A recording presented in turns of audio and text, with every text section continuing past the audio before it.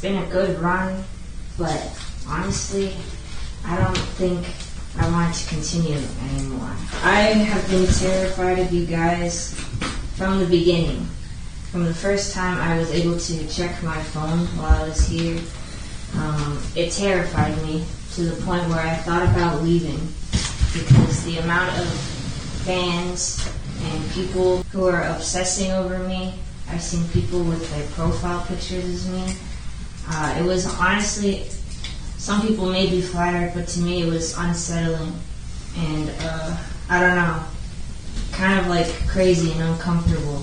I feel like a majority of the Josiecells out there are probably genuinely not good people, or people I would want to hang around How with. the fuck could you talk to me like that? Josie, I've cared about you from day one. Someone who spends hundreds of dollars on someone who they don't even know. No normal person does that, and I think it's really unhealthy for you guys. And honestly, you guys do scare me, not just on the show. I'm terrified of Josiecells in the real world. I'm terrified of meeting a Josiecell at the Dave & Buster's. I've heard there are Josiecells waiting for me, and that's terrifying. The relationship we have is very unhealthy. You guys make me uncomfortable. Josie, I can't believe you were saying all this, Alexa. Where is the nearest bridge? And you guys have like an unhealthy obsession with me, so I feel like it's just unhealthy on both ends. Josiecells, the Josie gang. I think it's best if we being go a our separate Josiecell ways. is a creep, then fuck you, bring Vance back. Vance killed. I spent a month defending you on the timeline, and this is how you treat us. The Josiecells, the Letty fans, everybody who's fanning over these cast members, it's probably not healthy. They clearly don't think so. I know that part of this is like a bit, part of a challenge, part of a bit, whatever.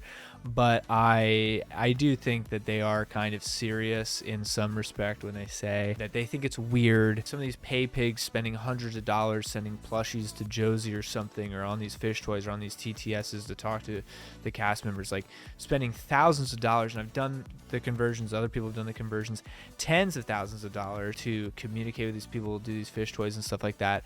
It's weird. It's not a good use of money at all. There's definitely a line of supporting the arts, supporting independent creators that you enjoy, and supporting people you like. And then there's an unhealthy amount that's just probably fiscally not responsible at a certain point. Also weird and a little creepy, especially when it's like targeted at a certain person for their attention or affection or whatever it may be. And I'm sure that Fishtank has probably generated the most parasocial relationships the quickest out of any piece of media ever created, because there is no barrier between the audience and the cast and crew. It's very, very direct, and you're able to interact in some of the most direct ways, like physically affecting their space, their surroundings with the fish toys and stuff like that. If you're a mega pay pig and have that kind of cheddar, or just, having those TTSs like read aloud against their will when they're not expecting it, when they're trying to sleep, when they're trying to have privacy or alone time.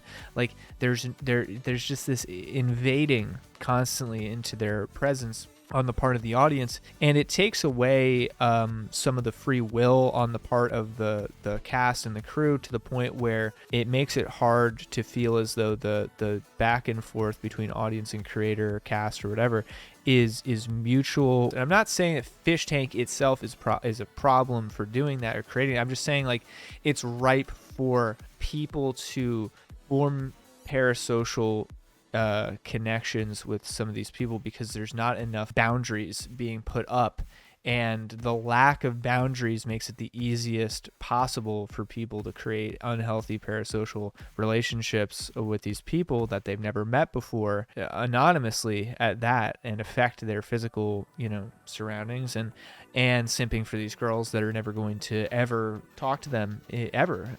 I think it's decently likely that they won't really enjoy the new audience that they've garnered, because for the girls at least, because it's going to be, a lot of the people are going to be there for the wrong reasons and to be creepy, and it's going to take some work to prune that out of the audience or figure out a way to interact with them in a healthy way for both parties involved.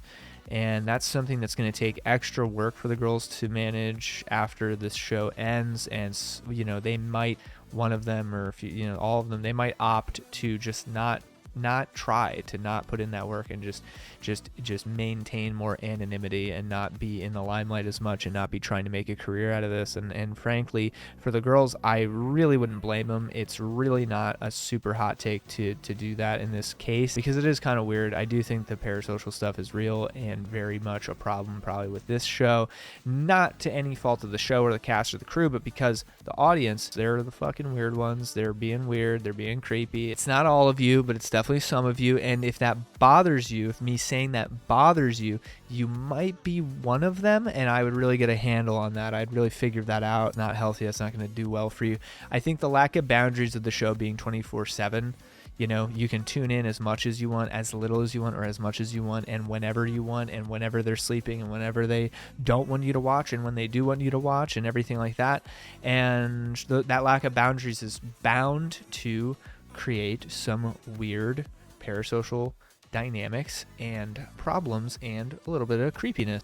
That's just the nature of the beast. I'm sure they at least understood that when they kind of signed up to do this, and they're still keeping on even now, so they, you know, they understand the ramifications of that decently.